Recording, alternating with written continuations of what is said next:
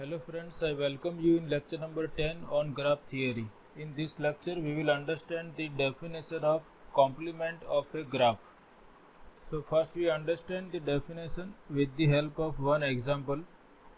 Suppose I have this graph capital G and suppose I have these vertices joined by these edges. Now if I want to find the complement of this graph, then the complement of this graph has same vertex set as that of a given graph. So vertices are same. If I have v1, v2, v3, v4 here, then here also vertex set is having same vertices v1, v2, v3 and v4. But the edges of complement of this graph G are those edges which are not present in this graph G. Here I have three edges E1, E2, E3. So I cannot consider these edges in the complement. And here there is no edge between V1 and V2. So I will join V1 and V2 here. So you can see the graph of complement of graph G is the graph having same vertex set as G, but the edges are those edges which are not present in given graph G, and this is denoted by G bar. So complement of a graph is defined in this way.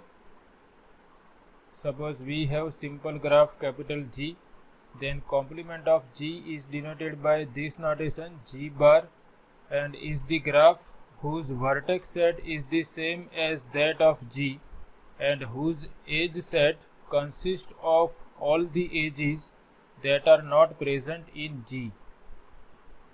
Here we can see that in G bar there is only one edge joining V1 and V2, and this edge is not present in graph G. We can consider another example to understand this. Suppose I consider this graph or this 5 vertices, and suppose I have these two edges or 3 edges present in this graph. Now if I want to find the complement of this graph, then vertices remain same, but edges of this complement are those edges which are not present in this graph. We can denote these vertices by V1, V2, V3, V4 and V5. So here also we have same vertex set V1, V2, V3, V4, V5. Now here there is an edge between V1 and V2, so that edge cannot be present here. Similarly for V1 and V3 there is no edge here, so that I have to consider here. V4 and V3 are joined by an edge, so here V4 and V3 cannot be joined by an edge. V2 and V3 are not joined by an edge, so here I will consider edge between V2 and V3. Similarly V3 and V5 are not joined in G, so here I will join them by an edge. So all we have to take care is whenever two vertices are joined by in a graph G, then in graph G bar they are not joined by an edge.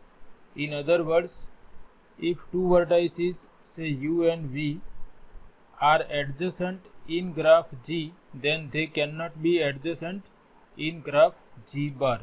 So here again we can check there is an edge between V1 and V2, so V1 and V2 cannot be adjacent in G bar. Here there is no edge between V1 and V3, therefore I am drawing an edge between V1 and V3. V2 and V3 are not adjacent here, so I am joining them by an edge in G bar. Similarly V2 and V5 are not adjacent here, so I will join them by an edge in G bar. So we have to check all the possible combinations. So we can check one by one. V1 is not adjacent with V3, so here it is adjacent. Here V1 is not adjacent with V5, so I have to join V1 and V5 also. So I will check one by one. V1, V2, that here there is an edge, so there must not be an edge here. Then V1, V3, that is joined by an edge here. V1 and V4 are not joined by an edge here, so here I will join by an edge. And V1 and V5 are already joined. Similarly, I have to check for each vertex. V2 is joined with V1 here, so in complement we will not join V2 and V1. V2 and V3 are not joined here, so I have joined them by an edge here. V2 and V4 are not joined here, so I have to join them by an edge. Same thing, V2 and V5 are not joined by an edge here, so I must join them by an edge in G bar. Then I will check for V3. V3 and V1 are not adjacent, so they must be adjacent in G bar. V3 and V2 are not adjacent here, so they must be adjacent in G bar. V3 and V4 are adjacent, so we are not joining V3 and V4 here. V3 and V5 are not adjacent, so here I have joined V3 and V5. Same thing for V5. V5 and V1 are not adjacent, so here they are adjacent. V5 and V2 are not adjacent in G, therefore V2 and V5 are adjacent in G bar.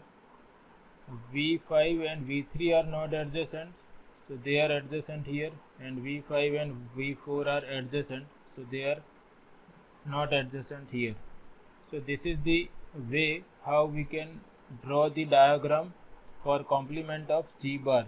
All we have to take care is that if there is an edge between two vertices in G, then there cannot be an edge between those two vertices in G bar. In other words, if U and V are adjacent in G, then U and V are not adjacent in G. In other words, if U and V are not adjacent in G, then U and V must be adjacent in G bar.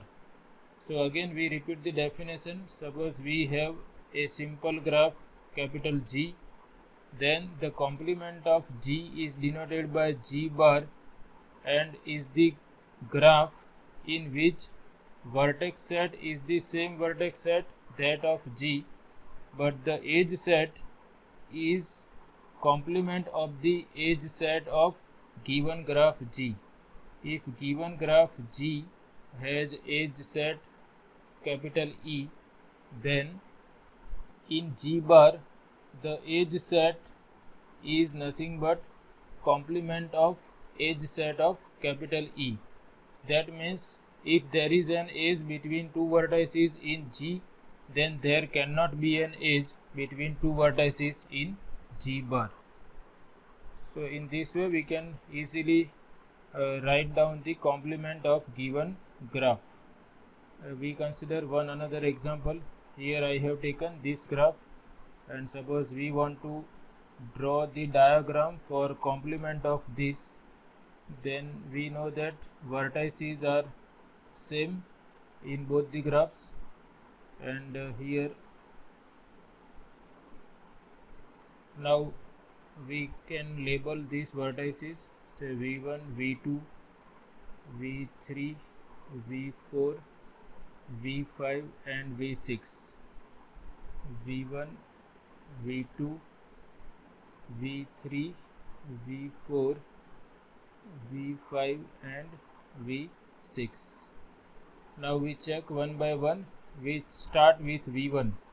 V1 is not adjacent to V2 in G, therefore we will join V1 and V2. Then V1 is not adjacent to V3 here, so here V1 and V3 must be adjacent. V1 is adjacent to V4, so we will not join V1 and V4 here. V1 is not adjacent to V5, so we will join V1 and V5. Okay, let me write v5 somewhere here, and this is v5. So here there is no edge between v1 and v5. So in our graph there must be an edge between v1 and v5. Now we check for v2. There is no edge between v2 and v1 here, but here we have already sketched the edge between v2 and v1. Here v2 and v3 are adjacent, so we will not join v2 and v3 here. Then v2 and v4 are not adjacent here, so let me join v2 and v4.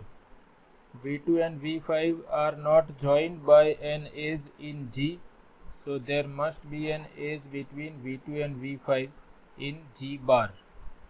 And again v2 and v6 are not joined by an edge in G, so we join them by an edge in G bar. Then we check for v3.